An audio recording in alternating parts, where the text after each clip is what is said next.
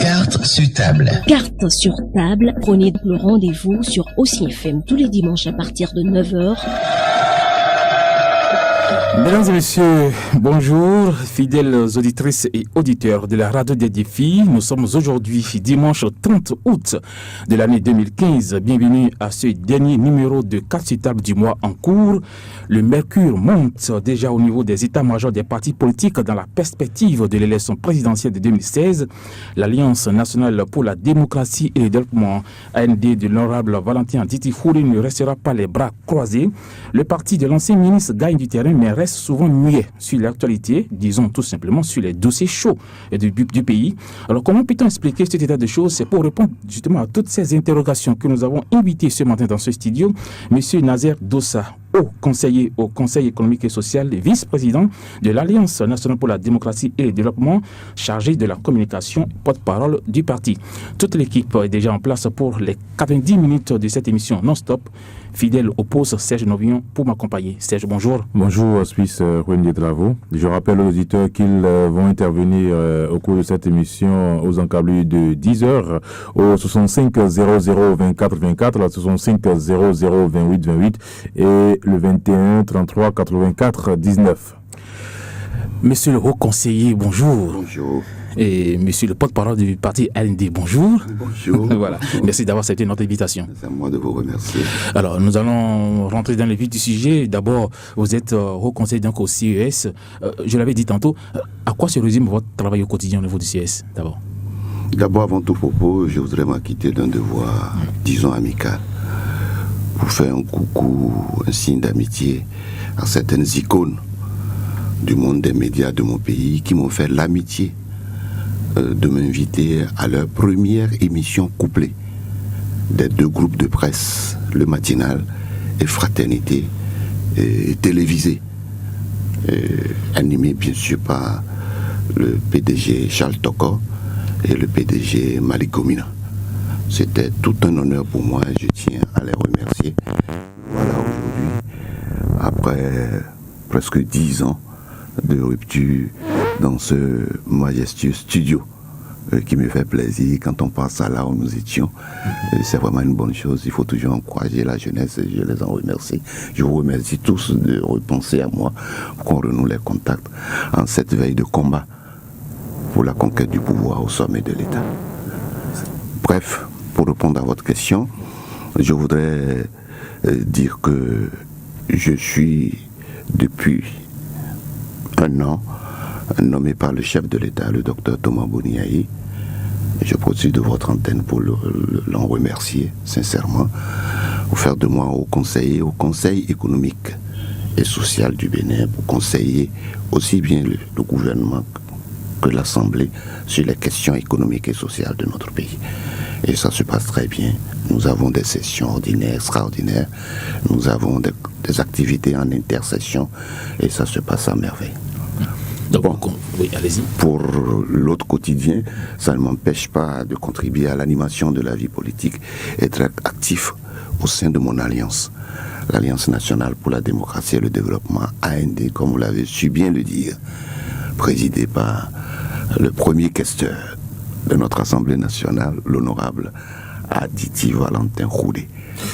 Monsieur le porte-parole, si vous le permettez, avant de parler de l'AND, on va parler de votre ancienne famille politique. On vous a souvent vu, les Béninois sont témoins. Vous avez été celui-là qui défendait à corps et à cri le chef de l'État depuis Parakou, c'est-à-dire depuis la capitale des Koubourou. Que s'est-il passé si l'on vous retrouve aujourd'hui du côté de l'AND qui, normalement, fait partie de l'opposition?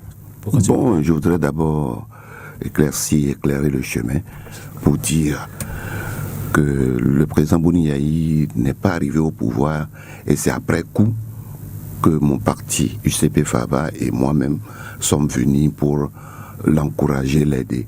Ça ne s'est pas passé comme ça. Vous n'êtes pas sans savoir qu'au plan planétaire, c'est le combat politique qui génère le pouvoir d'État. Et c'est le pouvoir d'État qui positionne les cadres combattants et non les cadres qui ont été combattus. Donc, j'ai contribué à la conquête du pouvoir du docteur Boniaï avec lui-même. Nous nous sommes déplacés. En ce moment, j'étais dans le Septentrion. Nous nous sommes déplacés ensemble, parfois dans sa voiture, avec paix à son âme, le feu Ahmed Kobi. Nous avons fait les 4 départements du Septentrion. Nous avons mouillé sérieusement le maillot. Et l'Éternel restant à notre côté, nous avons conquis le pouvoir ensemble en 2006. Voilà comment ça s'est passé. Et pour la petite histoire, pendant que j'étais dans le Septentrion, je venais de temps en temps au sud ici pour soutenir mon jeune frère qui se trouve être le président du RPR, l'honorable Atiti Valentin Roudé, qui était le directeur de campagne en charge du département de l'Atlantique. Et vous n'êtes pas sans savoir, sur les 12 départements, celui le plus démographiquement pesant reste dans tout le pays, reste et demeure le département de l'Atlantique. Donc, pendant que j'étais dans le Septentrion, mon actuel président de l'Alliance était ici. Et je venais régulièrement ici apporter mon grain de sel dans ce combat. Parce que c'était pas facile, vous connaissez que c'était très serré. C'est comme ça que nous avons conquis le pouvoir ensemble avec le docteur Boniaï. Alors, pour venir à la question, qu'est-ce qui s'est passé? En fait, rien ne s'est passé. Il y a seulement une petite malcompréhension, pas entre moi et le chef de l'État, mais entre moi et les autres sbires du président, les autres nouveaux courtisans, les nouveaux venus qui veulent être plus royalistes que le roi. Ce qui donnait déjà par avance des signes annonciateurs que, ah non, pour les échéances qui vont venir, on commence par positionner déjà, par classer, puisque, il faut le reconnaître, ils sont plus proches du chef de l'État aujourd'hui et le chef de l'État les écoute beaucoup plus. C'est tout à fait normal. Donc on a dit, on dit, il vaut mieux vite faire pour réfléchir autrement. Comme dirait l'autre, au bec le plus prompt, le jabot le mieux rempli. Donc nous avons pris notre chemin à temps pour créer notre alliance. On a créé l'alliance, mais pas sur le dos du chef de l'État. Il était au courant? Ce n'est pas qu'il n'était pas au courant. Ah oui. Je vais restituer les faits. Quand on a vu des signes se dessinant, on dit, il vaut mieux qu'on prenne nos dispositions avant qu'il ne soit tard. On a décidé de créer l'alliance avec un certain nombre de chefs de parti. Toujours fidèle au chef de l'État, j'ai dû procéder à ce que certains agistes peuvent appeler d'acte de trahison. Je me suis retiré pour aller au palais tenir informer le chef de l'État. Je lui ai donné la primeur de l'information. Il a dit, bon, c'est sincère, je dis oui. J'ai dit, l'idée aurait qu'il veuille bien recevoir les têtes de pont de ceux qui ont cette initiative. Il dit, bon, je vous reçois demain à 13h. Donc, je suis allé, j'ai couru vite aller voir le président Roudé. J'ai dit, mon frère, tu sais, j'ai posé un acte un peu difficile. Il dit, c'est quoi encore? Toi, tu ne manques jamais.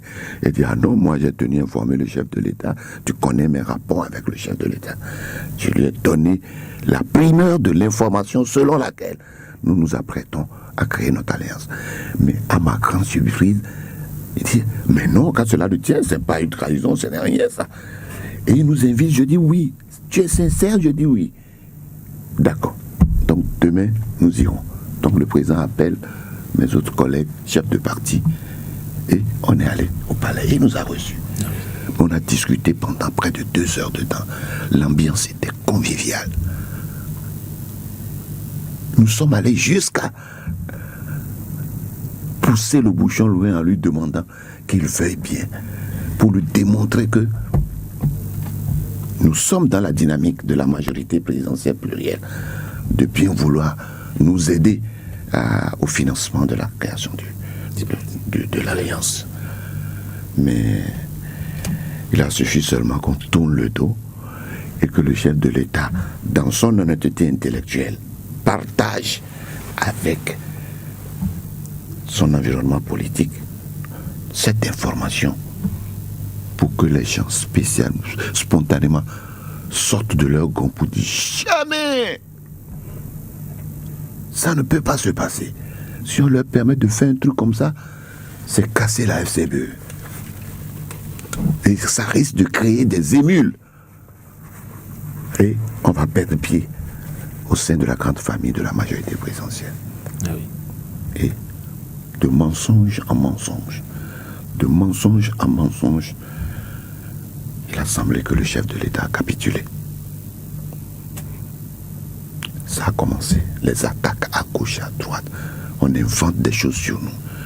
Vous savez, la technique du ministre hitlérien de l'information, Goebbels, il dit plus le mensonge est gros, plus le peuple y croit. Vous aimez beaucoup les citations, M. Nazeli. Si, puisqu'on nous charge, on nous charge. Oui. Bon, puisque c'est la majorité apparente là-bas, même réelle, le président était obligé de suivre les gens. Il a commencé par nous laisser tomber à petits coups. Nous avons commencé par cotiser. Comme on sentait venir qu'on risque d'être abandonné sur le carreau, on a commencé par cotiser les petits sous à gauche, à droite, faire de l'accumulation primitive, des petits sous et autres. Et nous sommes préparés, nous sommes allés au Congrès. Mais ça a connu un succès éclatant parce que le besoin se faisait sentir. On a acheté, personne n'a organisé nos structures au niveau de chacune de nos formations politiques. Chacun avait un quota de militants qui doit amener de tout le pays. C'était un défi à relever. C'était un défi à relever. Et c'est ce qui fut fait. On a fini. Et comme j'aime beaucoup le monde des médias, j'aime causer avec vous, les amis de la presse. Tout le monde le sait. Donc c'était sans grande difficulté que j'ai été le vice-président chargé de la communication et porte-parole de l'Alliance. Et c'est concerné notre l'opposition à Bouniaï alors. Ce n'était pas une opposition, puisque au Congrès, oui, au Congrès, nous avons déclaré à la face du monde, et c'est dans notre déclaration de politique générale que nous sommes membres, de la majorité au sens plein du terme, de la majorité présidentielle plurielle. Nous l'avons déclaré. Mais aujourd'hui, les choses ont changé. Et on est sorti du Congrès. Il s'est fait que mon président devait effectuer une mission sur Paris et m'a instruit de faire une déclaration et de remercier les congressistes. C'était le minimum qui ont fait le déplacement. Puisqu'ils n'étaient pas là. Et c'est une denrée périssable. Ce acte-là, il fallait vite faire. C'est ainsi que, juste au retour de l'aéroport, je suis venu à la maison pour rédiger cette déclaration. Et le lendemain soir, je suis parti à la télévision nationale. C'était tellement urgent. Bon, je n'ai pas eu le temps d'inviter les autres présidents à la télévision nationale. Moi, je n'ai pas de parti pris pour les chaînes. Les amis là-bas m'ont ouvert le micro et j'ai fait la déclaration. Il semble que c'est cette déclaration qui a été le début de mes... Une déclaration de trop, quoi. De mes problèmes. Donc, c'est ainsi que le chef de l'État a sûrement suivi et les gens ont appuyé. Le chef de l'État m'a fait venir. Toute la nuit, ça n'a pas marché. Le lendemain, j'ai été obligé d'aller. Il m'a fait appel au palais, je suis parti. Il m'a posé 2 ou 3 questions chaudes. Et je lui ai dit, mais pourtant, président, je vous ai donné l'information. Visiblement et honnêtement, il n'a pas aimé cela. Et vous savez bien, qui aime bien, châtie bien. Ce seraient d'autres personnes que ça n'aurait rien fait. Mais comme c'est Nazer Dossa, c'est ce que nous avons fait, le chemin que nous avons fait ensemble. Il n'a pas aimé. Moi, je l'ai compris. Il allait en mission à Dubaï. Il m'a dit, à son retour, on va se voir. Et à son retour, effectivement, on fait appel. Je suis parti au domicile. On a repris de façon sincère le débat. Et c'est là où je lui ai dit, mais président, c'est même stratégique. Nous avons déclaré que nous sommes de la majorité présidentielle. C'est stratégique, politiquement, stratégique et tactique. Vous-même, vous n'êtes pas sans savoir que plus Kérékou que Nazer Dossa dans le pays, tu meurs. Plus Kérékou que Houdé Valentin, tu meurs. Et pourtant, nous n'avons pas fait l'UBF dans le temps. Parce qu'on voyait ces mêmes signes des courtisans, des gens, parce que c'était fort l'état-major autour de Kérékou. Quand ils décident, c'est la cour constitutionnelle, c'était sans recours. Vous allez partir où pour vous positionner? Si vous forcez, vous déposez votre dossier, ça disparaît. Les noms qui sortent, on ne vous voit pas. On a compris. Quand quelqu'un est plus fort que vous, il faut reconnaître. Avant d'engager un combat, il faut apprécier les rapports de force en présence. C'est une disposition marxiste. Donc c'est votre démarche qui vous a valu aussi le poste de haut conseiller. J'en viens. Allez-y. Donc, quand j'ai commencé par lui expliquer, il a commencé par prendre le débat au sérieux. J'ai dit oui. Il dit en bon, j'ai dit oui, on n'a pas fait l'UBF. Le ministre Valentin, Nazer Dossa et le colonel Adolphe Biaou, ensemble, nous avons créé notre alliance, qu'on appelle l'AFP. Moïse Messan et Théophile Nata et d'autres amis ont créé l'IPD, si vous vous souvenez. Vous êtes la mémoire, vous les journalistes. Sourou, le DAF de la CCIB, avec son mouvement du 23 avril, et le mouvement alternatif patriotique de Lazare Serhuito, les deux se sont mis ensemble pour créer Force Clé, si vous vous souvenez. Et puis il y a eu la coque, Madep. Elle se voyait. Ils ont fait leur mouvement. Ils sont allés. Mais ça n'a pas empêché Mathieu Kérékou de nous donner à chacun de ces groupes-là un portefeuille ministériel. J'ai rappelé ça au président.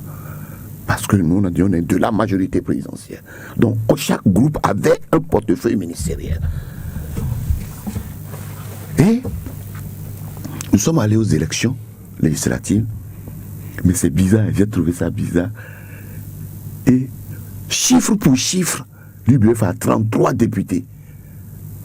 Exactement ce que les FCBE ont eu. 33 députés, chiffre pour chiffre. J'ai dit c'est ça. Et quand on a fini, on a retourné tous nos députés là à Mathieu Kérékou, qui a eu sa majorité en son temps, sans problème. J'ai expliqué ça au président. Mais plus attentif que le président Yaïboni, tu meurs. Mais il était sensible, il dit en bon, j'ai dit oui, président, il vaut mieux nous prendre comme des pneus secours en cas de Kessia et même financer nos campagnes. Et on reste redevable. Vous pouvez utiliser tous les moyens, vous êtes le chef de l'État. Si jamais vous sentez des velléités de trahison de notre côté, vous êtes en droit de prendre toutes les dispositions. Ça n'a pas raté. Nous sommes partis. Nous avons eu 5 députés. Le président a eu 33 députés. Oui. Il a pris les 2 de l'UB, ça fait 35. Les 2 de l'Alliance Éclaireur, ça fait 37. Si en temps normal, il n'y avait pas de problème, plus les 5 de l'AND, ça lui faisait les 42. C'était sans difficulté. Il n'y a même pas l'argent à saupoudrer, des milliards partagés. Tu vois, vraiment mettre le cerveau sous pression, sous tension. Il n'aurait pas eu ces choses-là.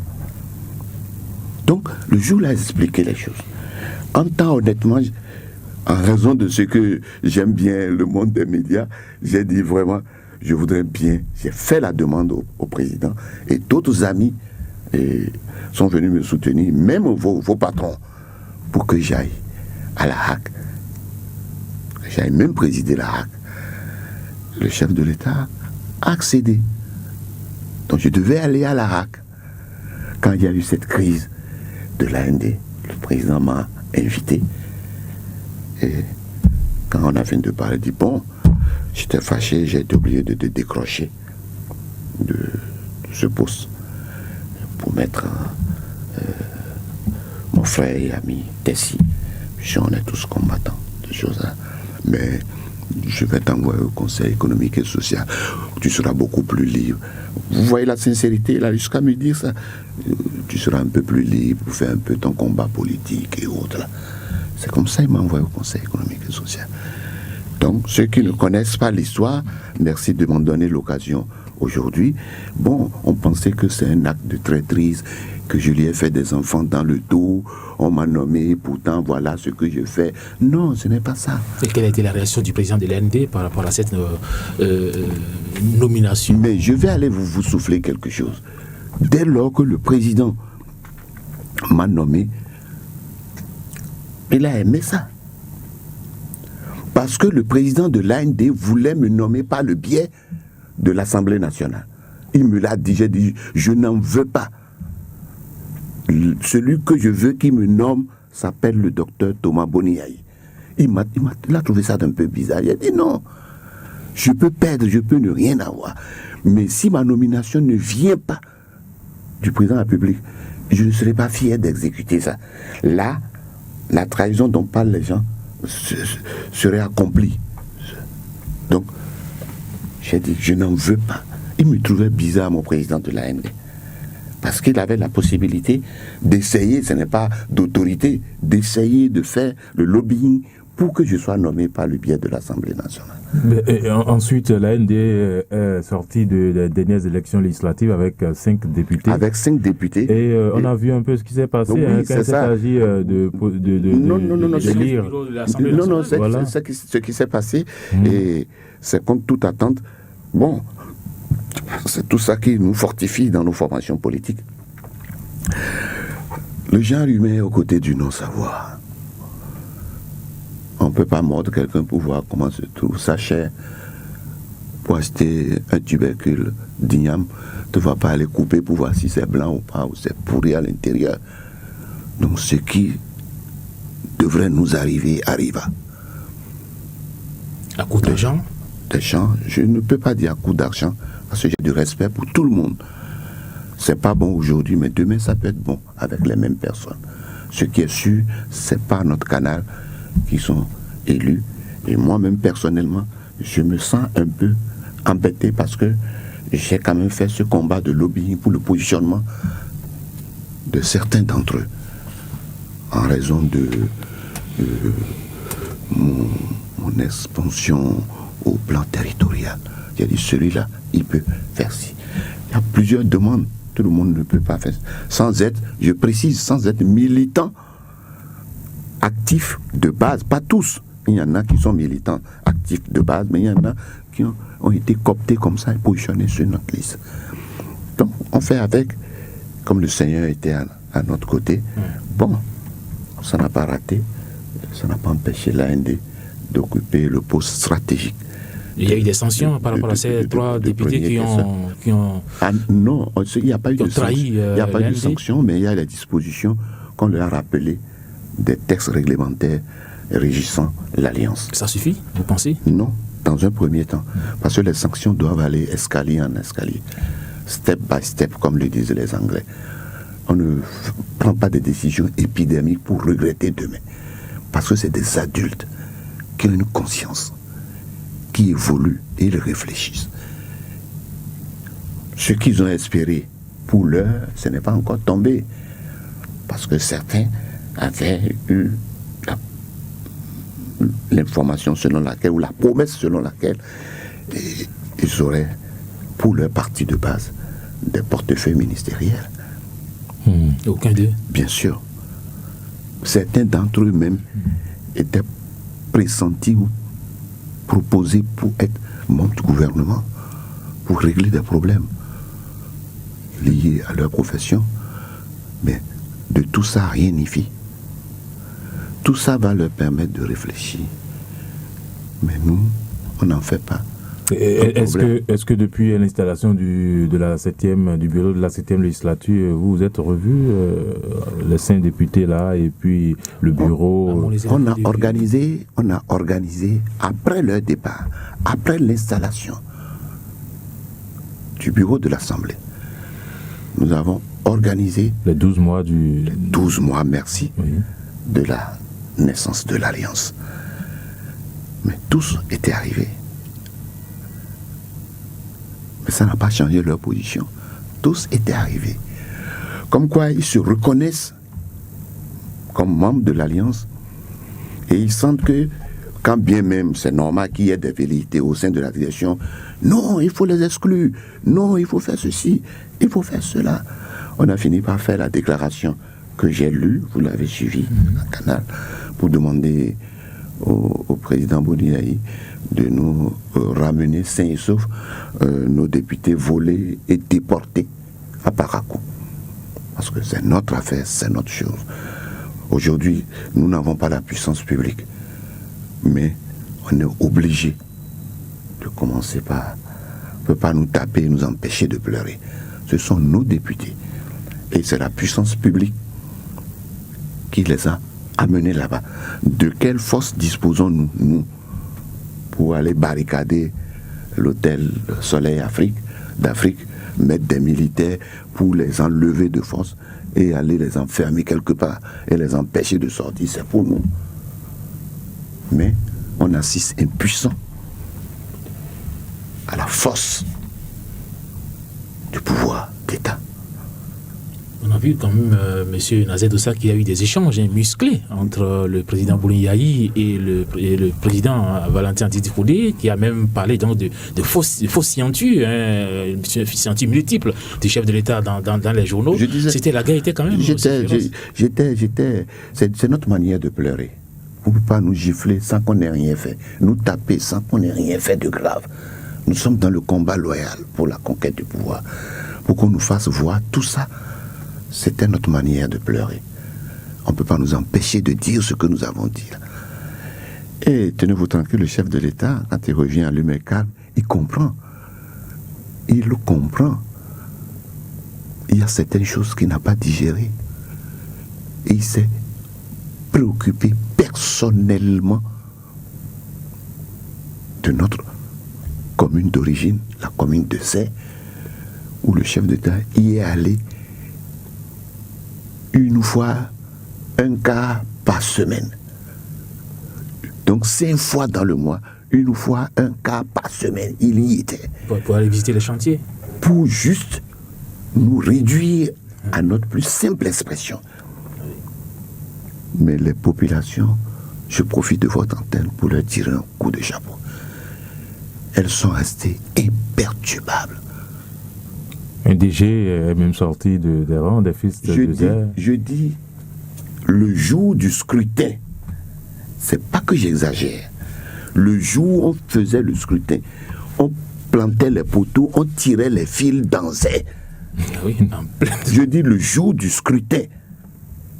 Pour ne pas dire l'avant-veille, la veille, le jour du scrutin, on tirait les ouvriers travailler. On ne peut pas empêcher le développement. Nous, on a trouvé ça normal. Ce n'est pas que on est foncièrement contre et qu'on dénonce la chose. C'est pour vous montrer à quel point nous avons été court-circuités, nous avons été menacés, nous avons été mis sous pression. Et pourtant, on n'a pas du tout le recours. Personne ne peut venir nous prendre Zé, comme c'est le cas ailleurs. Ça ne s'est pas passé. Donc voilà ce qui s'est passé. Donc pour vous dire que c'est pas la guerre ouverte, la guerre inintelligente entre l'AND et le pouvoir de Yahi. S'il y a quelque chose qui ne nous plaît pas, honnêtement on le dira, avec les mots, avec la même fermeté. Si quelque chose nous plaît, pour notre honneur, on peut garder le silence, on peut ne pas nous appesantir ou commencer par crier sous le... en rendant de ce qui s'est passé, parce que quand vous voyez, je l'avais dit au départ ici, c'est le combat politique qui génère le pouvoir d'État. Et c'est ce pouvoir d'État qui positionne les cadres combattants, comme partout aux États-Unis, en France, partout. Mais ce pouvoir d'État ne peut pas positionner les cadres qui nous ont combattus sur le terrain pour nous empêcher de conquérir le pouvoir d'État. C'est le sang qui coule dans nos veines. Ça nous gêne. Monsieur Nazet Dossa, vous qui avez connu, vous qui avez travaillé sous le président Kérékou, oui, et vous qui avez également travaillé un peu sous le président Bouni Yahi, oui, vous êtes aujourd'hui... Je travaille beaucoup. Beaucoup sous le président Boni Yayi. J'ai quitté il y a à peine un an. Donc vous êtes déçu par rapport les relations humaines, la façon dont le président Boni Yayi gère donc ces relations. Vous êtes déçu par rapport, quand on compare un peu avec le ma déception s'envole dans la mesure où je me rends compte que le chef d'État se rend à l'évidence de ce qui est évident. Je le disais avant, il se rend compte. Il vous a rappelé depuis? Non, il ne m'a pas rappelé. Après tout, c'est le chef. C'est plutôt à moi, si je juge nécessaire, de faire la démarche en sa direction. Après tout, c'est le chef de l'État, c'est le père de la nation, c'est le chef de nous tous, en qui je reconnais des mérites jamais enregistrés dans la gestion et l'histoire politique de notre pays depuis les indépendances à ce jour. Comme ça ne m'engage que Nazer Dossa. Vous parlez de quel mérite? Mérite sur tous les plans. Sur quel plan, par exemple? Sur le plan surtout du développement de la nation béninoise. Il a beaucoup travaillé. Il a beaucoup travaillé. En 10 ans. Il a beaucoup travaillé. Les gens se rendront compte de cela après son départ. Moi, je ne vais pas regretter parce que je suis content d'avoir contribué à la conquête de ce pouvoir qui, au finish, après son départ, sera reconnu par le peuple. Mais c'est la gestion, comme vous le dites, des hommes, des personnes qui viennent nous narguer. Ça fait mal. Mais c'est discours. Tu mangeras ton pain à la sueur de ton front. Tu travailles, c'est d'autres qui sont venus ramasser le fruit de tes efforts. Ça gêne. Ça gêne. Il y a des choses, j'ai eu à dire au président, mais il avait les yeux chargés d'émotions. Je lui ai dit des choses que je ne peux pas dire ici. Je lui ai fait des révélations et je lui ai sorti des choses, preuve à l'appui. Il n'a pas un caillou à la place du cœur. Vous parlez des courtisans, ceux-là qui entourent le chef de l'État. Chaque fois, on dit que c'est l'entourage du chef de l'État. Mais ici, il n'est pas tant aujourd'hui que, voilà, qu'on s'affirme, le chef de l'État, il est le père de la nation. C'est lui qui a le dernier mot. Mais chaque fois qu'on parle de l'entourage du chef de l'État, c'est pas un faux fuyant. C'est facile, c'est pas un faux fuyant. C'est facile de dire, monsieur le journaliste, ce que vous dites là. C'est que c'est pas facile de dire. Aujourd'hui, je me lève, pas un coup de tête, je vais aller faire l'expérience du pouvoir d'État, au sommet de l'État. C'est pas facile. Pour vous dire que être chef d'État, mon vieux, vous avez toutes les minutes, la nuit comme le jour, vous avez la pression de tous les sorciers du monde politique sur vous. Si vous n'êtes pas croyant, si vous ne connaissez pas qu'il y a un éternel, si vous ne croyez pas en Jésus-Christ, que vous appelez tout le temps pour qu'il soit en permanence au contrôle de vos actions, mais c'est que ça en est fait pour vous. Ça en est fait pour vous.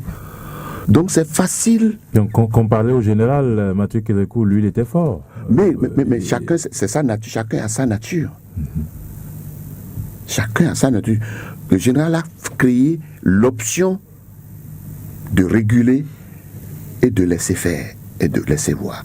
Et quand c'est grave quelque part, il tape, il continue.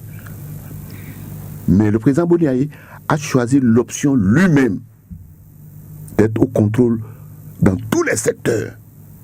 Et Dieu lui en a donné les capacités intellectuelles, physiques, de faire ce travail jusque-là. Mais c'est inimaginable. Je me demande s'il peut y avoir deux personnes qui peuvent faire ce que le président Boni Yayi fait là. Être à droite, être à gauche, être devant et derrière dans un laps de temps au même moment. Contrôler tout. Est-ce que c'est pas empêcher ceux-là qu'on a nommés de faire le travail? Voilà, ça fait partie des aspects que nous condamnons, que les honnêtes personnes condamnent. Demander au président de desserrer un peu pour laisser la liberté au ministre de gérer. Surtout qu'il a eu la géniale idée d'exiger, c'est par lui, cette terminologie dit obligation de compte-rendu et obligation de résultat. Il a dit à tout fini. Maintenant, si tu dis ça, et que tu commences par aller toi-même à la limite faire les choses à la place des autres, les contrôler tout le temps. Les gens regardent et on te met devant le fait. C'est le président qui a dit de faire, le président qui a fait. Mais comment est-ce que le concept obligation de résultat et obligation de compte rendu va prendre corps correctement pour que tu sois à même de sanctionner sans être gêné? Si en permanence tu es à faire injonction, interférence à tout bout de champ, il te sera difficile de sanctionner à justice sans attirer la colère des gens. Pas des acteurs même, mais des gens qui de l'extérieur observent. C'est la seule chose. Sinon, je pense pour ma part que globalement, on peut se permettre de se frotter les mains pour dire, bon, s'il avait desserré un peu le tout, peut-être que l'envol du développement du pays aurait pris des altitudes un peu supérieures, légèrement supérieures. Bon, cet envol, c'est pas ça qu'on a constaté en ce qui concerne le dossier PPA2. Nous allons parler de l'eau. Comment est-ce que l'AND apprécie ce problème? Et dernièrement, au Parlement, l'honorable Khoudé, on l'a vu, a voté contre la levée de l'immunité du député Kassa, ce que les populations n'ont pas compris. Oui, là, la population finit par comprendre. Ah bon? Vous me dites que je fais trop des citations, mais je vais revenir à mon bien-aimé Abdoulaye Issa, Oui. qui a dit la voie royale pour aller au cœur des masses, ce sont les réalisations concrètes. Je prends le cas de Zé, où il était prévu 9 ou 10 puis quelque chose comme ça. Mais dans le souci d'aller nettoyer l'honorable Khoudé Valentin dans la tête de ses concitoyens, pour ne pas dire dans la tête de ses parents, dans cette volonté de faire cette pression-là, la commune de Zé seule a eu 18 puits. Il y a quelque chose de malheureusement. alors que c'était prévu juste 9. Et c'était pour nettoyer dans la tête des gens. Il faut en découdre avec Valentin. Montrer que le gouvernement travaille. Les poteaux électriques pilules, il y en a en réserve maintenant. Pour montrer que c'est plutôt Khoudé qui n'aime pas les populations. Alors face à ça, vous avez suivi ma citation de Abdoulaye Issa. Les populations ont l'eau. Les populations ont l'eau. Et ça, c'est des questions politiques. Donc, dans le réflexe de l'AND avec le président Boni Yayi, ça dit que quand Boni Yayi va à droite, contrairement à Kassa, l'AND va à gauche. Ça, c'est la propension que nous avons, quoi. Mais puis s'il a dit de lever, on a dit, bon, nous on ne lève pas, on reste là. Et beaucoup ont suivi. Et effectivement, nous sommes honnêtes, il faut le reconnaître.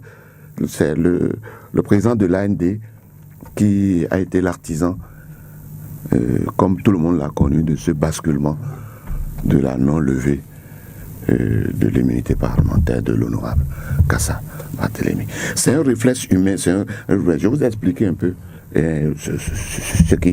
ce qui s'est passé. Mais les autorités hollandaises ne comprendront pas ce que... Les autorités hollandaises ne comprendront pas.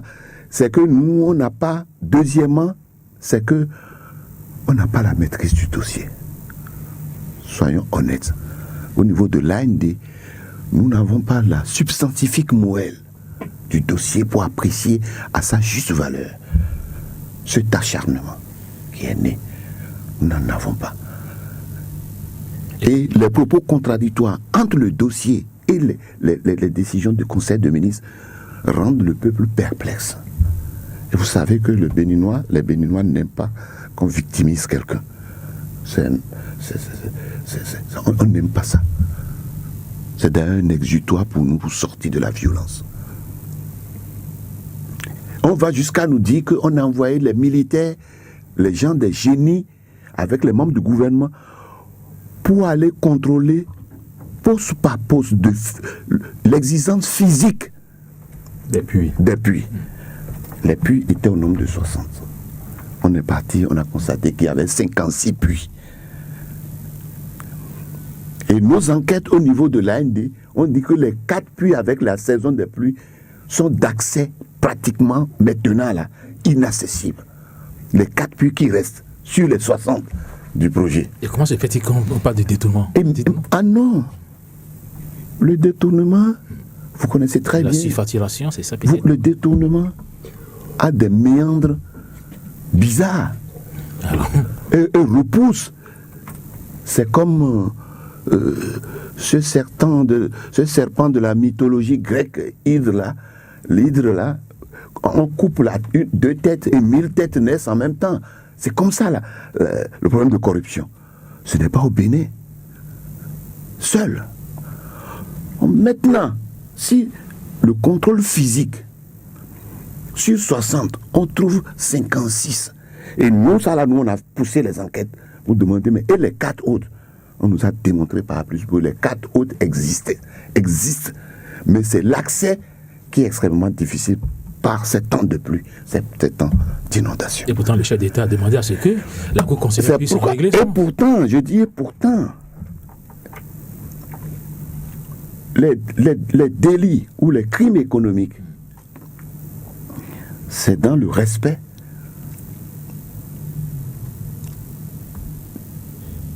des dispositions contractuelles qu'il y a entre les partenaires, entre l'État béninois et les partenaires techniques et financiers. Vous parlez d'une pression sans doute des pays. Non, il n'y a pas de pression. C'est-à-dire le respect des dispositions contractuelles.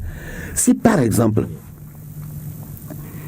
je dis, on doit mettre tel nombre de puits à tel endroit.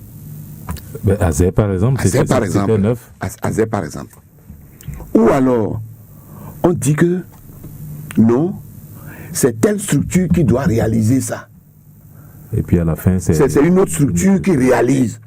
Les partenaires de développement sont allergiques à ces champs de comportement-là. C'est simple. On dit, c'est l'entreprise X, la structure X qui doit gérer ça. Et on monnaie ça, on va donner ça à plusieurs autres structures. Les partenaires ne veulent rien entendre. S'il veut sanctionner, il sanctionne. S'il veut se retirer, il se retire. C'est comme ça qu'il faut comprendre la chose. Ce n'est pas, il faut dire, et pourtant, on a fait ça, mais pourquoi? On a dit qu'on a détourné, pourtant. Non. C'est dit, le respect strict des dispositions contractuelles qui lient le gouvernement au PTF, le gouvernement et les ambassades, le gouvernement et les pays donateurs. Ça doit être respecté. Je te dis, fais comme ça, tu dois faire comme ça. C'est mon argent. C'est l'argent des contribuables de mon pays. Je dis, fais comme ça, tu ne fais pas comme ça. Le double des puits retrouvés à Zé, ça ne suffisait-il pas pour que l'honorable Khodé puisse sentir qu'il y a des détournements? Parce que là, c'était prévu 9 et voilà. Est-ce que nous, on était à l'intérieur du dossier? Non. Écoutez, que veut le peuple? Ce n'est pas une question de double de puits. Est-ce que nous, on connaissait combien on a dit de mettre? Et je vous avais déjà dit que nous, on est impuissant pour dénoncer un certain nombre de faits, puisqu'on n'a pas l'accès facile au dossier. Il a fallu que ce dossier éclate pour qu'on comprenne que, au finish, voilà ce que nous on a eu. C'est pas qu'on savait ça avant. Et même si on savait ça avant, nous allons aux élections pour conquérir le pouvoir législatif et le pouvoir local. C'est pas en ce moment que nous on a dit, ne votez pas pour eux, parce qu'on nous a promis 5 puits, on nous en a fait 10. Donc ceux-là, ils ont volé l'État. Vous pensez que c'est des choses comme ça qu'on dit? Pour montrer une bonne foi à quel niveau? Ça n'a pas de sens. Parce que le pouvoir est un drap que chacun tire de son côté. Le pouvoir est un drap que chacun est compétent pour tirer. Et celui qui est fort tire la grande partie de son côté. On ne se tait pas quand il y a le partage du gâteau au plan national. C'est pourquoi, vous voyez les députés, c'est de bon aloi qu'ils discutent des projets. Quand un projet arrive et que ce n'est pas à leur niveau, ils disent « Ah, nous ne sommes pas d'accord parce que telle chose n'est pas allée dans notre localité. Donc cette fois-ci, il faut que ça aille dans telle localité. Sinon, je ne vote pas. » Voilà en gros comment la situation se présente. Donc ne pensez pas que nous autres, au niveau de l'AND, on reste muet sur certains dossiers, car vous n'avez pas la maîtrise des dossiers, vous n'avez pas accès à certains documents. Il ne faut pas aller vous jeter le filet aux petites mailles. Pour en sortir, ça va être difficile. C'est pourquoi il vaut mieux garder le silence et rester dans l'isoloir ou dans l'observatoire pour bien analyser ce qui se passe, mieux décrypter les choses et les traduire en actes concrets au sein des masses pour le combat, pour la conquête du pouvoir à tous les niveaux.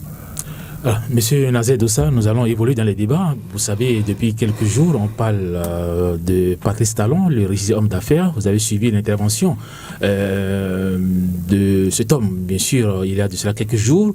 Il a dit beaucoup de choses. L'instauration, par exemple, d'un mandat disons, unique pour le prochain président de la République. Vous avez suivi sur plusieurs d'autres sujets. D'abord, faites-nous un peu, quelle analyse faites-vous par rapport à cette sortie médiatique du régisseur homme d'affaires Patrice Talon? Moi, personnellement, j'ai été séduit par la sortie du richissime homme d'affaires Patrice Talon. J'ai été séduit par le contenu des sujets qu'il a abordés. J'ai été agréablement surpris. Et ensuite, ma joie s'est accrue en suivant l'homme qui, en dehors du contenu dense de ce qu'il disait, avait une très bonne posture d'homme d'État. Parce que tout ça la compte.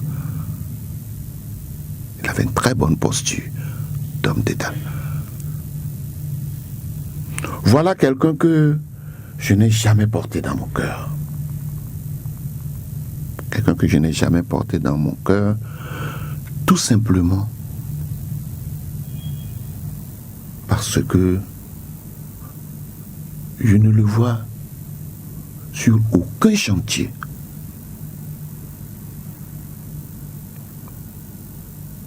en tant que mécène, volant au secours des populations en difficulté dans des zones données.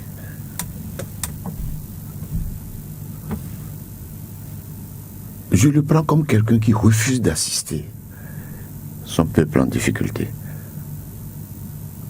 comme une non-assistance à personne en difficulté. Ne serait-ce pour aller inaugurer un puits, une cabane quelque part. Il voit comment ses enfants souffrent pour boire l'eau. Il est mieux informé que quiconque. Il voit comment ses frères, en traversant l'eau pour aller à l'école, meurent en masse. Mon frère Patrice Talon, il sait ça. Il a vu des écoles s'écrouler sur des enfants. Il a l'information. Parce que des écoles construites avec du matériel précaire, des toits s'affaissaient sur des enfants. Je ne le vois pas sur ce chantier. Mais il a répondu à cette question. Il dit que le bien ne fait pas du bruit. Non, il n'a pas de bien, pas le bruit. À ça, je ne suis pas d'accord. Le bien ne fait pas du bruit, je ne suis pas d'accord. Je ne suis pas d'accord. On ne lui dit pas d'aller se vanter pour dire c'est moi qui ai fait, c'est moi qui ai fait. Regardez ce que fait Adjavon. Vous l'avez jamais vu lui-même quelque part. Remettre les clés pour faire ça. Bon, je crée une fondation, je veux suivre la gestion. Si dans mes affaires, je peux dégager 50 millions cette année pour quelque chose, prenez 25 millions, allez voir, faites les prospections là, ou étudiez les dossiers de demande là. pour aller construire les gens. Mais il peut se rattraper. Patrice Talon peut se rattraper. Il doit se rattraper. Parce qu'il faut qu'au finish, il apprenne à donner corps aux prescriptions du célèbre Raoul Follereau. Nul n'a le droit d'être heureux tout seul. Il faut qu'il montre qu'il en est capable. Et il faut qu'il se départisse vite de ce silence, de ce bien qui ne fait pas de bruit, cette citation un peu abjecte là. Qu'il se départisse rapidement de cela. Le président, vous êtes en contact avec lui souvent? Non, je ne peux pas savoir. Je ne peux pas répondre à cela. Et vous? Je ne le connais même pas. Je ne l'ai jamais serré la main. Je ne l'ai jamais vu de visu comme ça. En 2006, pourtant, vous étiez au charbon avec l'arrivée du président Yahya Boni. Oui, mais je ne l'ai jamais vu, honnêtement, bizarrement. Je ne l'ai jamais vu. Je ne l'ai jamais vu. J'étais en permanence avec personne en feu, Ahmed Akobi. Je suis dans sa voiture, on est en campagne. Et parfois, le président Boni dit à Tita Nazer de descendre, qui viennent dans ma voiture. Et on fait les échanges. On a fait tout le nord. Je n'ai fait que le nord. Ma campagne intense au nord. Avec le président Yahya Boni. On est resté au charbon. On a dormi dans des chaudières et dans des chaumières. Le président Boni, que vous voyez là, il est capable de travailler dans un trou, en dégoulinant en permanence. Tout comme il est capable de travailler sous la fraîcheur, sous climatisation. Ce que je l'ai vu souffrir pendant la campagne, sur des pistes impossibles.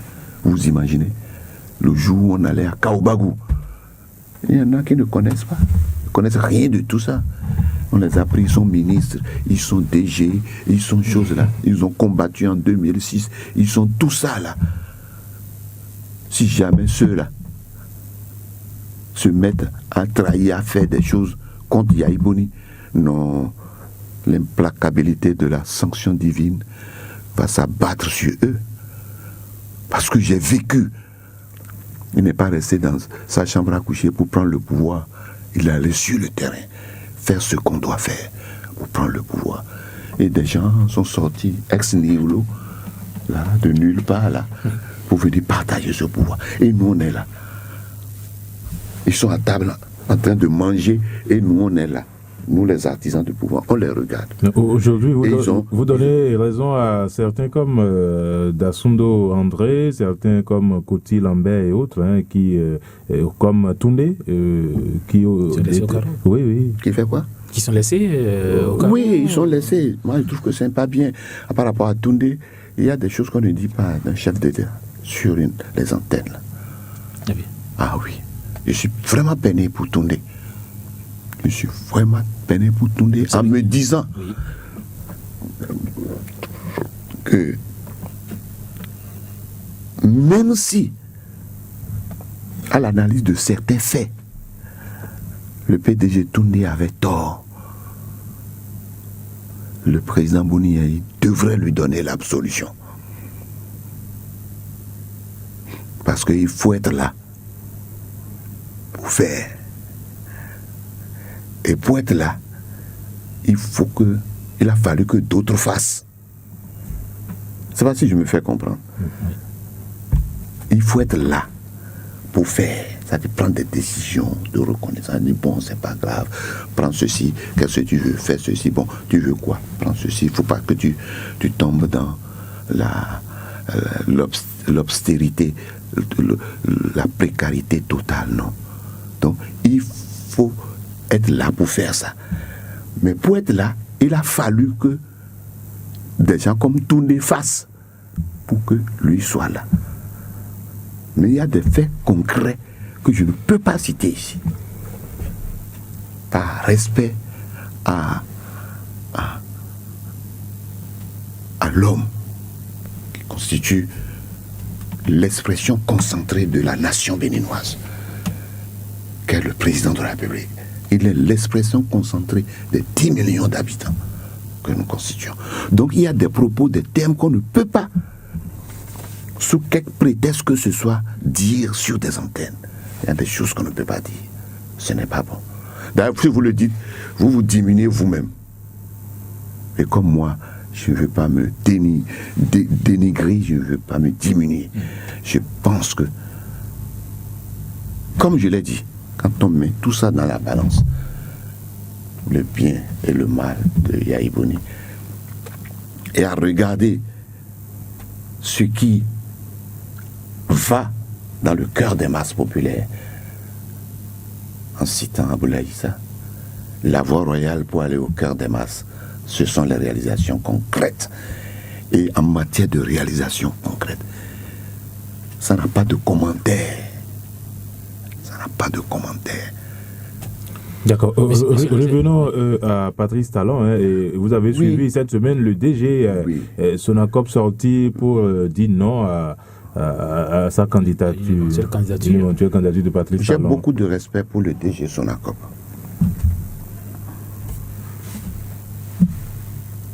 Je sais jouer le rôle que je dois jouer pour défendre mon candidat. Et ce rôle-là, je l'ai joué pleinement. Tout à fait, sous Kérékou, surtout. Sous Yahya Boni, abondamment. Sous Kérékou et sous Yahya Boni, je l'ai joué abondamment, à fond.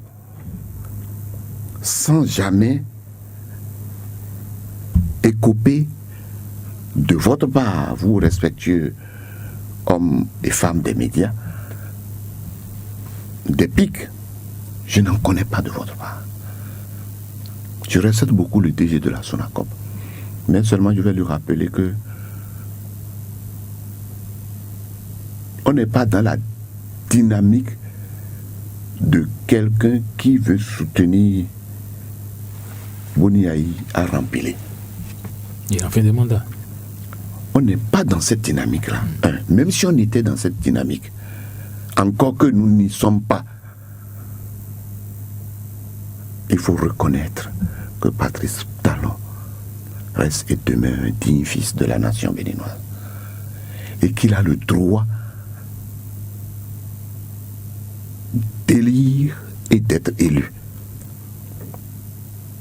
Alors, dire une chose comme ça me gêne de la part de la grandeur de mon ami DG Sonacop.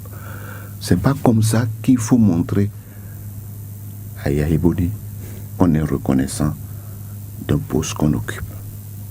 Non, il faut trouver des moyens beaucoup plus loyaux, des terminologies beaucoup plus loyales qui vont le grandir lui-même et qui vont grandir le président Yahya Boni. On peut le dire autrement. Patrice Talon est un Béninois. Il est en droit d'être candidat. Certains disent c'est un homme d'affaires, il n'a qu'à rester homme d'affaires. On a vu dans d'autres pays des hommes d'affaires devenir chefs d'État. Pourquoi lui, on veut l'en empêcher? À la seule différence que, bon, il y a eu un précédent, et ce précédent, bon,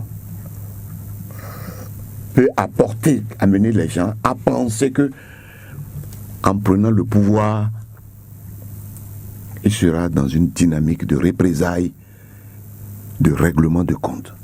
Mais puisque lui-même a juré sur l'honneur, quand vous avez suivi sa déclaration, qu'il dit non, ce ne sera pas question. Il a enchaîné pour dire, moi aussi, j'ai pardonné. Ouais. À partir de ce moment,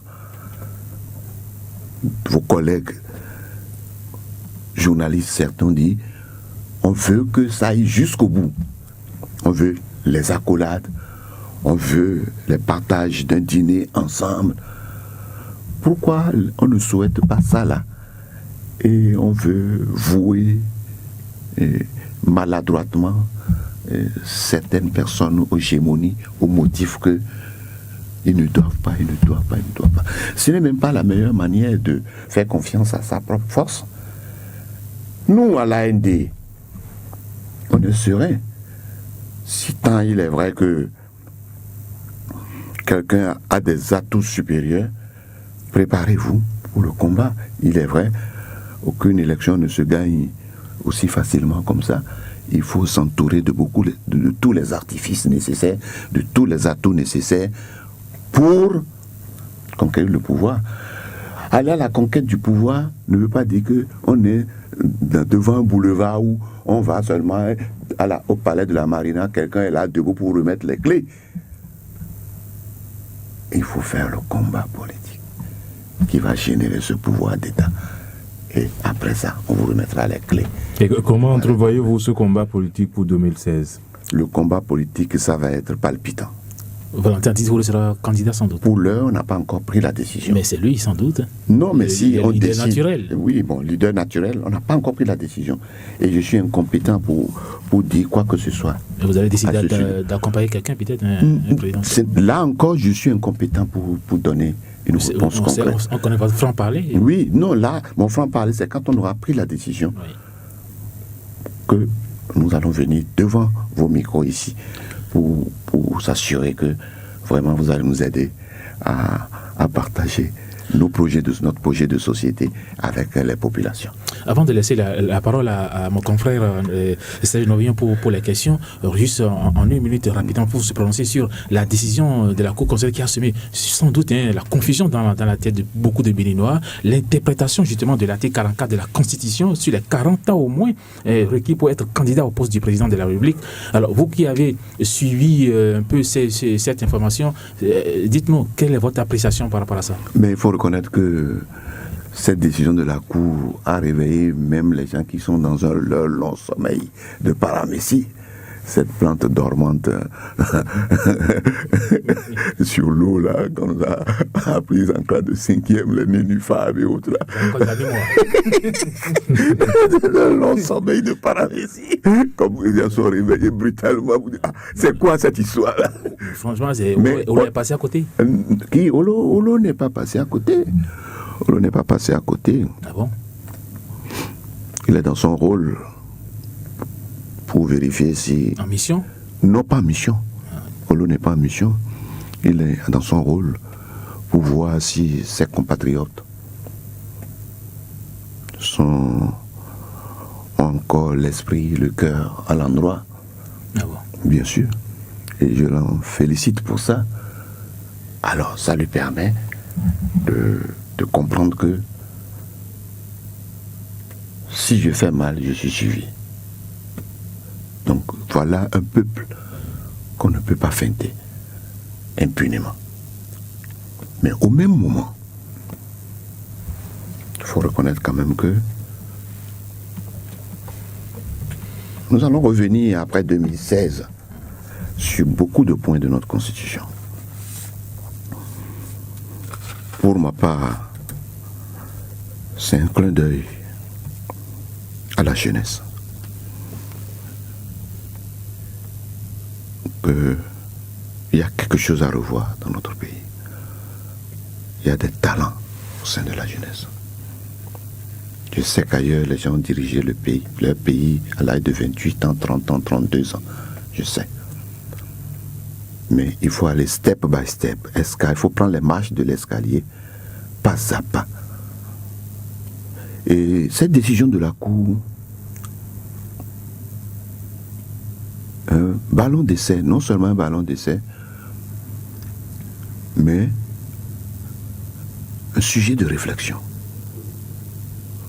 pour permettre aussi bien à nous, vieillissants, et à la jeunesse de réfléchir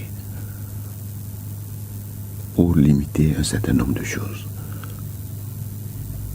C'est comme cette loi qui vient d'être votée à l'Assemblée sur les 30 ans de service. Mais c'est un succès pour les honorables députés qui, pour la plupart, sont dans cette pente-là de finir leurs 30 ans de service. Et pourtant, ils ont comme à l'unisson fait le combat de dire à celui qui a fait 30 ans de partir. Ce n'est pas deux choses forcément comparables avec la décision de Olo. Mais c'est deux choses qu'on peut expliquer et justifier. D'une part, car tout ce qui s'explique ne se justifie pas. Tout ce qui se justifie ne s'explique pas. Donc, je dis que bravo pour Olo, bravo pour le peuple, pour son réflexe. Et paraît-il que Olo a reculé. Oui. On entend le communiqué de la Cour constitutionnelle. Oui, communiqué, mais une décision n'est pas sortie pour constater la chose. Une décision, il faut qu'une décision sorte pour annuler la première et que chacun soit tranquille. Mais ça veut dire que le sujet est là. Et il ne faut pas fuir le sujet. Il est là. Merci. Et j'ai même aimé la manière intelligente et élégante d'enclencher le sujet pour dire que jeunesse, on ne vous oublie pas. Continuez le combat, jeunesse. Parce que, comme le dit la 3e loi de la dialectique, le neuf est pressé de s'installer et le vieux a de la peine à partir. C'est la loi de la négation de la négation. C'est une des trois lois de la dialectique. C'est ça. Voilà. Merci, M. Nazet-Dossa. Serge Noguien pour les appels. Oui, les appels, comme on le disait à l'entame de cette émission, c'est le 65 00 24 24, le 65 00 28 28 et le 21 33 84 19 pour des questions au porte-parole de l'AND qui est M. Nazet-Dossa. Allô, bonjour. Bonjour, mon cher journaliste. Oui, à qui avons l'honneur? Monsieur Chaudaton Paul depuis Fidjonsé. Monsieur Chaudaton Paul. Oui, saluez-moi notre cher Biotané que vous avez reçu ce matin. Et moi, je lui donne 14 faits. Nous sommes avec Monsieur Nazet-Dossa de l'AND. Non, c'est monsieur Nazet-Dossa, puis c'est la voix là qu'on a. On dirait que c'est Biotané que vous avez reçu. C'est Nazet-Dossa. Oui, c'est Nazet-Dossa. Alors là, il y a un problème de voix là. Moi, je vous salue en tout cas pour vos propos. Merci. Et tout ce que vous avez développé jusqu'à présent. Moi, je croyais que c'était Biotané. On a parlé de l'AND. Voilà. Moi, je vous salue pour tout le combat. Mais là où je suis un peu blessé, c'est la sortie de notre chef Sonacop que vous venez d'énumérer tout à l'heure. Oui. C'est très grave ce qu'il est venu faire. C'est ça.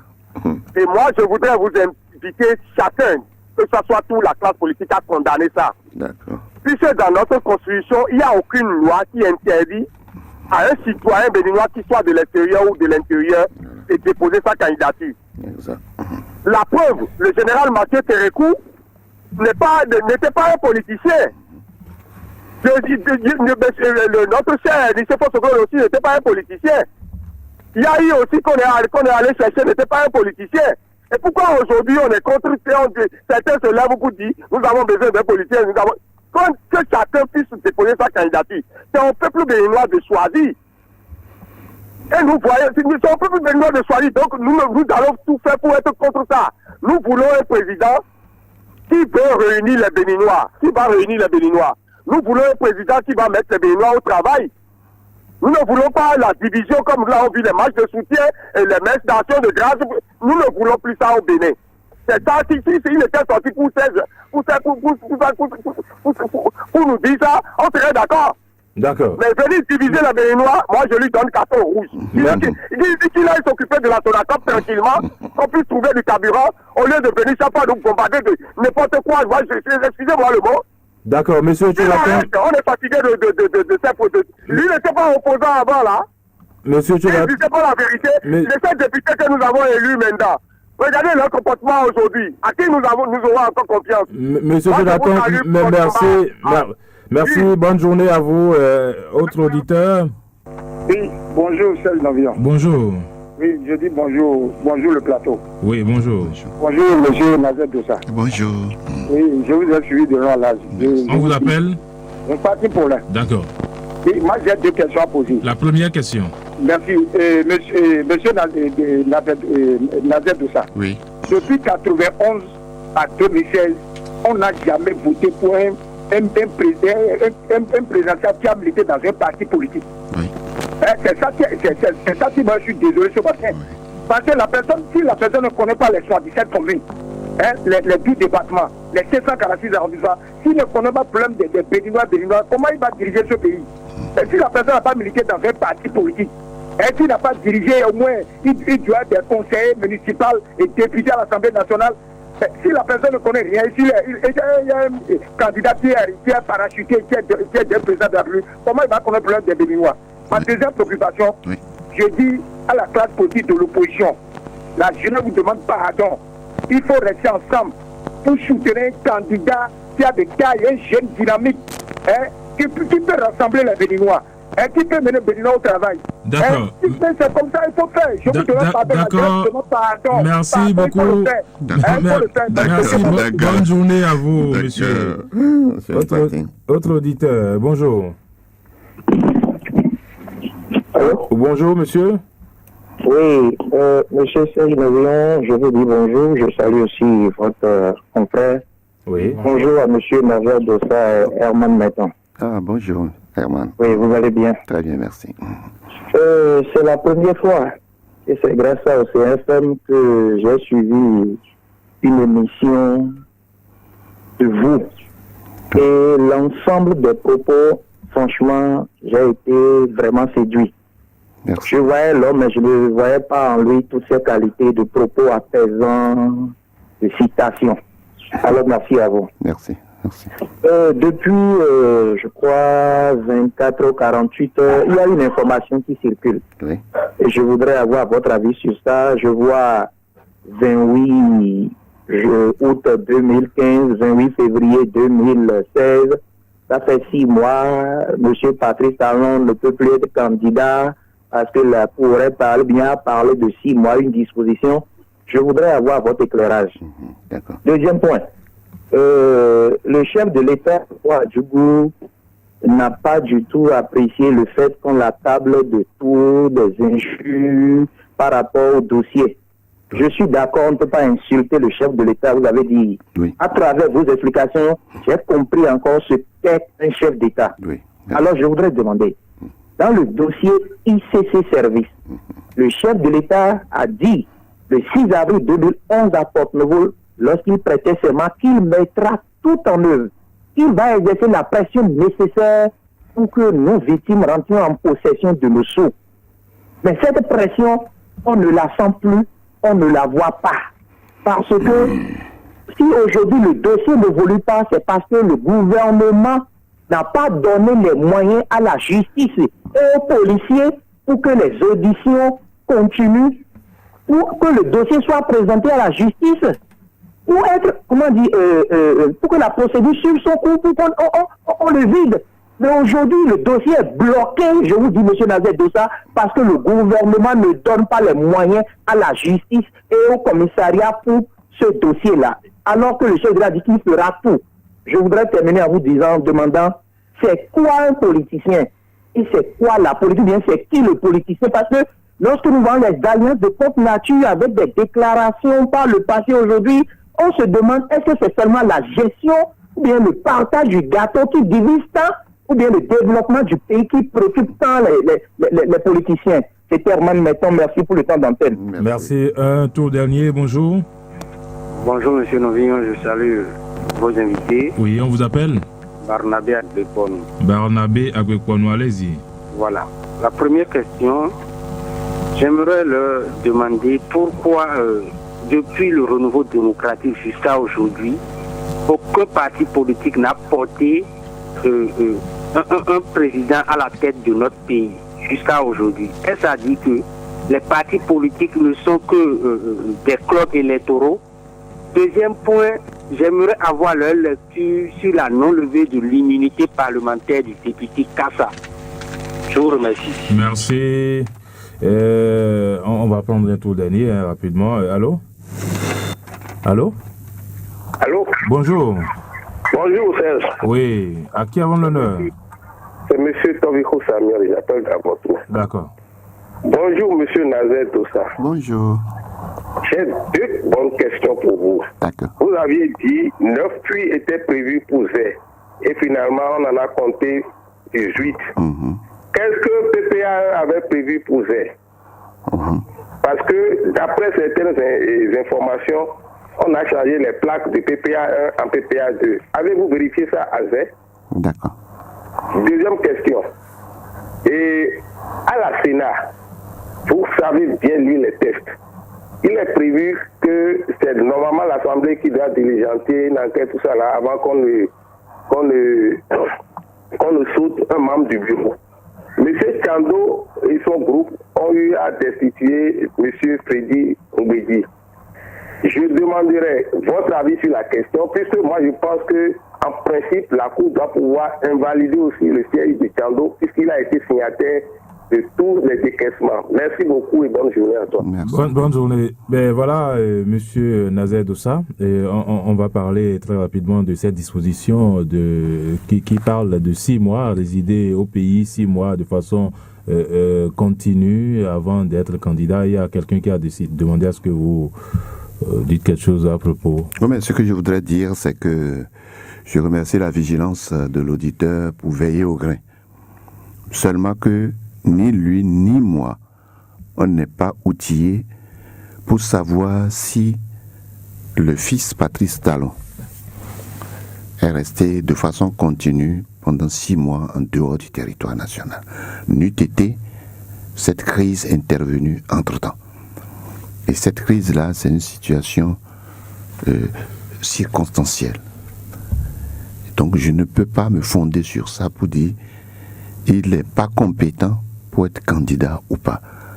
Nous devons aussi rappeler que ce fut la même chose pour le président Yahibouni en 2006 où les députés ont demandé ce qui a été débouté par la Cour constitutionnelle qui a dit... Vous savez que j'étais le chef de parti, le tout premier à combattre ces règles particulières depuis Parakou, qu'il vous souvienne. Le tout premier. J'ai combattu ça de toute mon énergie. Et Dieu merci, ça a prospéré jusqu'à ce qu'on laisse tomber cette exigence bancale discriminatoire. Ce n'est pas une bonne chose. Je disais tantôt que Patrice Talon, personne ne peut me dire que, vu les moyens qu'il a, c'est un homme d'affaires national et international. S'il vient au Bénin, il fait 1 semaine, il s'en va, il fait 4 semaines, il revient, personne ne peut savoir. Donc je ne peux pas me fonder sur ça pour dire il doit rester pendant 6 mois, ainsi de suite. C'est un sujet qui me gêne. Personnellement, c'est une question de conviction personnelle. Cette histoire d'éliminer les gens, ça ne me convient pas. Dans la mesure où, je disais tantôt que si vous êtes candidat vous-même, vous devez vous attendre à toutes les difficultés. D'ailleurs, tout roi qui monte au trône sans difficulté n'a pas une longévité assurante. Il faut franchir des écueils, des difficultés pour aller au pouvoir. Donc, cette histoire de séjour au pays, chose-là, c'est un dossier qui me gêne. Les gens veuillent bien m'en excuser. Donc, laisse tomber ce dossier. D'accord. Il y a 2 auditeurs qui sont revenus un peu sur les puits. Quelqu'un a demandé si vous avez vérifié si c'était pas le PPE. Là, la personne a raison. Vous savez, le genre humain est toujours aux côtés du non-savoir. On me dira que j'aime trop les citations. Je ne suis pas du domaine. Je ne peux pas faire la distinction entre le premier lot de PPA1 et le second lot de PPA2. Peut-être à mon niveau, je fais confusion et j'en ai accumulé tout ça pour ce qui concerne Zé. Mais je suis sur ce plateau en tant que politicien. Et je suis obligé de parler pour convaincre les miens et dire ceux dont on a souffert en matière de fourrage de puits à Zé. Ce qui présidait, l'acharnement qui présidait à la réalisation de ces puits. L'objectif qui présidait à la réalisation de ces puits. Celui d'effacer dans la mémoire collective des haïseurs de Zé, celui qu'on appelle Atiti Rouné Valentin, et par ricochet l'AND. Pour qu'au finish, on dise, vous voyez, c'est moi qui vous aime, ce n'est pas lui. Donc c'est ça qui a fait que je suis arrivé à faire cette démonstration de 9 puits et de 18 puits. D'accord. Voilà. Deux auditeurs ont voulu savoir pourquoi jusqu'à cette date-là, on n'a pas eu à porter un politicien, quelqu'un issu d'un parti politique au pouvoir, et c'est toujours des gens qui... Tous les deux intervenants qui ont posé le problème ont raison. Et c'est gênant, à la limite triste pour notre pays. À l'entame de cette émission, les auditeurs qui ont posé cette question ont bien entendu, où j'ai dit, seul le combat politique génère le pouvoir d'État. Or, la définition d'un parti politique, c'est pour la conquête au sommet du pouvoir. Que ce soit les partis qu'on taxe de petits ou grands, la finalité, c'est aller conquérir le pouvoir d'État. Donc, à partir de ce moment, je crois que c'est bon d'en parler. Et petit à petit, nous allons embrasser cette culture d'homme politique qui doit, en principe, désormais prendre le pouvoir. C'est un appel qui n'est pas lancé à Nazaire Dossa, mais c'est un appel qui est lancé non seulement à la classe politique, mais aussi, ou surtout, à l'électorat, les dignes béninois qui doivent aller aux urnes. S'ils sont d'accord que la politique, c'est pour les politiciens, ils doivent savoir qui il faut prendre. Puis on a fait des expériences et chacun a tiré les leçons pour savoir ce qui est positif, ce qui n'a pas été positif pour nous. Voilà ce que je peux dire. D'accord. La destitution de Freddy Humbedi, coordonnateur à la Sénat. Alors là, voilà un sujet vers lequel j'ai de la peine à me hasarder. Là également, que ce soit ceux qui posent les questions et moi-même au plateau, on n'a pas les méandres, on n'a pas connaissance des méandres des textes réglementaires qui régissent le fonctionnement de la Sénat. Alors si vous parlez, on risque de vous jeter la pierre par endroits, vous caresser par endroits, et ça ne fait pas bien. Ça ne fait pas bien. Mais il y a une logique quand même qui saute à l'œil. On sait que la Sénat, c'est un conglomérat de sensibilité politique. Et que si on en vient, et c'est pas Tchando qui méconnaît, qui va méconnaître cette disposition-là. Mais s'ils en viennent, les autres, à poser un tel acte, c'est qu'ils ont été excédés par des faits que personne ne maîtrise. Parce que ce qu'ils ont avancé comme motif, comme mobile de destitution de Freddy Humbedi, c'est pas suffisant pour convaincre. C'est pas suffisant pour convaincre les populations. C'est pas suffisant. Et je comprends pourquoi ils ont fait économie de vérité, parce que à leur niveau, ils ont aussi l'obligation de réserve. C'est pas que je veux satisfaire forcément les deux camps. Ils ont l'obligation de réserve pour sauver ce qu'on peut sauver, pour que la République ne s'éclate pas. Surtout que nous sommes à quelques encablures des présidentielles. Ce que je veux dire, faut pas qu'ils donnent raison demain au pouvoir en place. Parce que le président Boniaï, on disait, pourquoi un an avant, il convoque le corps électoral.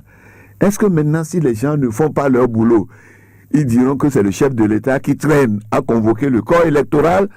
À ce moment-là, c'est moi-même qui vais sauter dans vos studios pour faire mes conférences de presse ou bien pour faire des déclarations, pour dire soyons sérieux.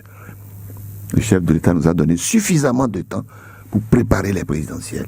Il faut qu'on s'y accommode pour donner satisfaction aux populations. D'accord. Pour finir, un auditeur, Elman Menton, demandait tout à l'heure votre appréciation par rapport à ce fait. ICC Service, le chef de l'État qui a promis qu'il allait tout mettre en œuvre pour régler, mais aujourd'hui on voit que ça n'a pas bougé. Bon, là encore, je ne m'y connais pas très bien. Je n'ai pas été déposant, mais je suis peiné, très peiné pour les déposants, que les gens abusent, pas de l'ignorance, mais de la sincérité de départ des populations, de mes compatriotes qui sont allés déposer leur sous quelque part. Mais prétexter de ce que, d'emblée d'Arda, que c'est le gouvernement qui n'a pas donné les moyens, je suis incompétent pour croire à ça. et comprendre cet état de choses. Je voudrais même aller à une citation de Mathieu Kérékou qui dit « Si vous êtes prêts, moi aussi je suis prêt ». Si le président Boni Yayi a été le tout premier à jeter des parents, la famille en prison, le tout premier à envoyer son ministre devant la haute cour de justice, le tout premier à cautionner la commission spéciale de gestion de ce dossier en mettant le peu de moyens, il appartient aux hommes en charge de ce dossier-là de se surpasser pour le dossier. Mais de comprendre également que personne ne facilite la tâche à personne dans ce pays. C'est ça qui est triste. La pauvre dame qui s'échine tout le temps à faire ce combat. Vous avez vu le ping-pong entre Yawedeou et Madame Séverine Lawson. Vous avez vu le silence qui s'en est suivi. Cela en dit long. Vous avez vu les propos piquants de l'honorable Yawedeou. Et vous avez vu la réaction spontanée de la brave Lawson Séverine. Et c'est le silence. Radio. Après ce moment-là, posons-nous la question. J'invite les épargnants à continuer le combat, de ne pas baisser les bras, parce que c'est leur droit. J'invite également le président Boni Yayi à faire ce qu'il peut encore faire pour que quelque chose soit fait. De toutes les façons, l'administration est une continuité. Les épargnants, on ne va pas fermer la boîte après le départ de Boni Yayi. C'est un dossier sérieux et nous devons continuer le combat pour autant que faire se peut satisfaire ces épargnants qui sont tombés dans le dénuement total après cette histoire de vol de leur épargne. Ce n'est pas une bonne chose. Et je pense que le Seigneur restera au contrôle et nous y parviendrons un jour. Je rappelle, Monsieur Nazer Dossa, vous êtes le premier vice-président de l'AND, vous êtes également chargé à la communication de ce parti et porte-parole de l'AND. Et vous êtes du côté du Conseil économique et social où vous êtes haut-commissaire. Haut-conseiller. Haut-conseiller plutôt. Au Conseil économique et social. Nous sommes arrivés au thème de cette émission. Votre mot de fin? Je vous remercie de me donner l'occasion d'aborder ces sujets d'actualité au plan national. Et je vous remercie, couplé de félicitations pour vos prestations à Océan FM. Et je sais que les gens écoutent beaucoup Océan FM. Ils se trompent même de numéro au moins une demi-douzaine de fois par mois. Ils tombent sur mon numéro pour dire c'est pas Océan FM. Je dis non, je ne suis pas Océan, c'est pas quel numéro vous avez ici. Ils tombent chez moi. Donc je tiens à vous féliciter et me faire le vœu que vraiment la maison continue de prendre son envol et que vous continuez par aider le pays à éclairer et les populations, parce que l'ignorance est pire que le sida et vous nous mettez à l'abri de toutes ces difficultés. Je vous remercie. Toujours partisan des citations. Tout à fait. Monsieur Nazer Dossa, vice-président de l'AND, l'Alliance nationale pour la démocratie et le développement, et porte-parole de l'Alliance, c'était donc notre invité de ce dimanche 30 août de l'année 2015. Avec lui, nous avons fait le tour d'horizon de l'actualité nationale, mais il est l'heure de rendre l'antenne. Merci donc, merci beaucoup, monsieur Nazer Dossa. C'est moi qui vous remercie. Voilà, donc Serge Norion, merci. Merci également à toute l'équipe technique, Roch Gbeton-Edo et puis Semiat Youssoufou. Au micro-hospice Colline de Dravo. Rendez-vous donc dimanche prochain à partir de 9h. Vous serez naturellement les bienvenus. Très bonne journée à toutes et à tous. Au revoir. Carte sur table.